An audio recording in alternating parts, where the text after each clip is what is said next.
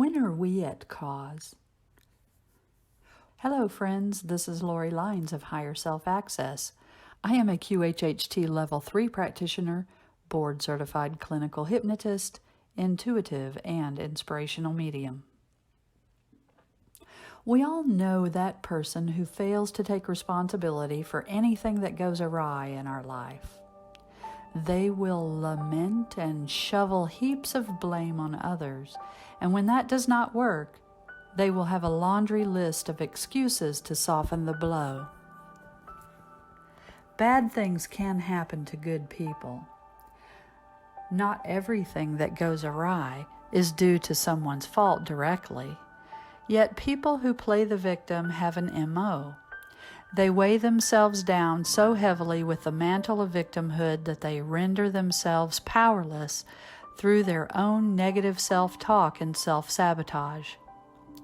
To the awakening person, it is common to see this behavior in others, which begs the question, how am I at cause for the effects in my own life? What role, big or small, have I played in my own life situations and outcomes?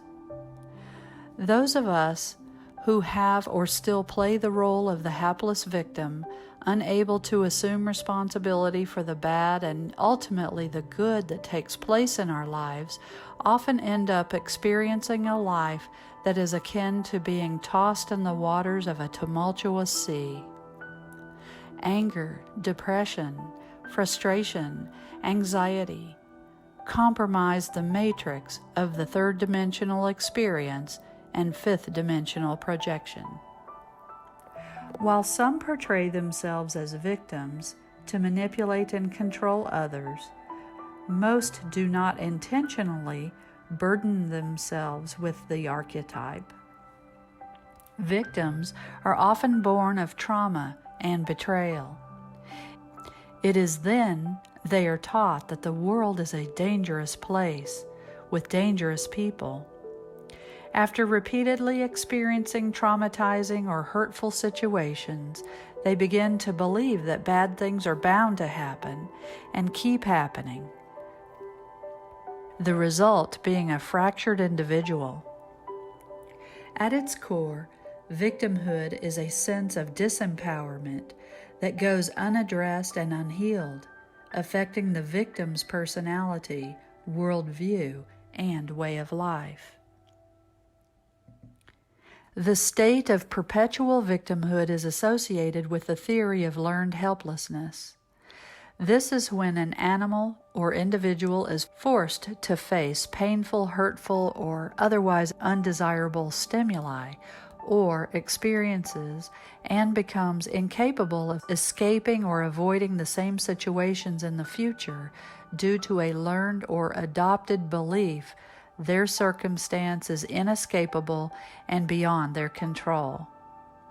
Even when solutions and opportunities become available, they are unable or unwilling to adapt to the changing events, sometimes due to fear of losing a part of their identity. Pause for a moment and ask yourself what things would look like if all of society, or at least a majority, struggled with learned helplessness. We would be in a continual state of decline, allowing ourselves, our homes, our jobs, our communities, our nations to fall into a state of despair because no one can be bothered to strive for better. We would cease to pursue more love, unity, advancement, growth. Vaguely familiar? There is light at the end of the tunnel for those who struggle with learned helplessness and perpetual victimhood. People with a genuinely optimistic worldview are less vulnerable to falling into the rut of perpetual victimhood, meaning assuming the mantle of victimhood is often a choice, and instead, we must choose to look at life with hope and faith, as opposed to fear and distrust. What most awakening souls understand is that the first step is to reposition ourselves as creators of our own lives and experiences. For better or for worse, we must take accountability for the cause of the effects we encounter. When we confront circumstances beyond our control, for instance, being sideswiped by an errant driver or laid off due to company cutbacks, we must still view ourselves as possessing the wisdom, strength, and tenacity to be the cure of a changing, more positive effect. As creators of our lives, we may fear picking up the brush and palette out of dread that our creation will fall short of our expectations or the expectations of others. When we are fully responsible for the life we create, we fear a mistake or stumble could make us look foolish or lesser than. This is the ego talking. Our higher self knows there is no shame in failure. There are lessons and wisdom as long as we are humble, willing to admit our role, and willing to learn. When we are receptive to the inherent wisdom in defeat, we no longer need to fear responsibility. Instead of thinking about the misstep, we begin to focus on the next opportunity to show what we have learned.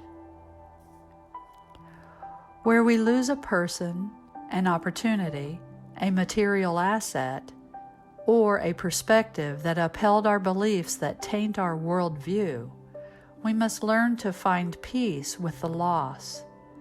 By viewing these losses with a healthier attitude of gratitude for having even had them to begin with, or for an opportunity to embrace new things, we are less likely to sink into a sea of despair and view the world as unjust and malevolent. When suitable, accepting responsibility for our defeats empowers us to generate new mental, physical, and spiritual abundance. Spiritual growth and abundance are the greatest reasons to cast off the mantle of victimhood and instead pick up the painter's brush, the sculptor's chisel, or the writer's pen. By accepting your role as the creator and source of the outcomes you experience, you can learn how to prune and shape who you are, fostering enormous growth. Accountability is the first step of self-actualization and crucial to understanding the role we play in the universal balance of cause and effect. This understanding is key to shifting the matrix and ascending to the fifth dimension, a cause and effect most are sure to stand behind. Thank you for listening, and I wish you love and truth. I am Lori Lines.